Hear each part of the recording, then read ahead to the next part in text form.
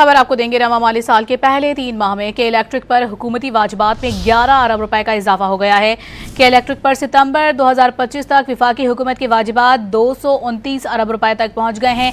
असल रकम 42 अरब जबकि बाकी 187 अरब रुपए की रकम का हिस्सा सूद की मद में है। मजीद जानते हैं डॉन न्यूज के नुमाइंदे ताहिर शरानी से। ताहिर शरानी, इस खबर की तफसीलात से आगाह कीजिएगा। जी, के इलेक्ट्रिक पर वाजिबात हुकूमत की जानिब से नेशनल ग्रिड से बिजली फराहमी की मद में बनते हैं।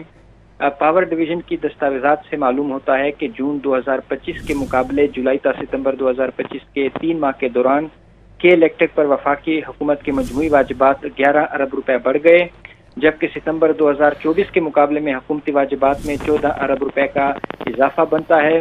सरकारी दस्तावेजात के मुताबिक सितंबर 2025 तक के इलेक्ट्रिक पर वफाकी हुकूमत के वाजिबात 229 अरब रुपए रहे।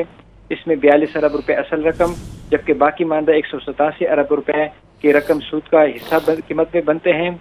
दस्तावेजात के मुताबिक सितंबर 2024 तक के इलेक्ट्रिक पर वफाकी हुकूमत के वाजिबात 215 अरब रुपए और जून 2025 तक के इलेक्ट्रिक पर वफाकी हुकूमत की मजमूई वाजिबात 218 अरब रुपए थे। जी, बहुत शुक्रिया ताहिर आपका।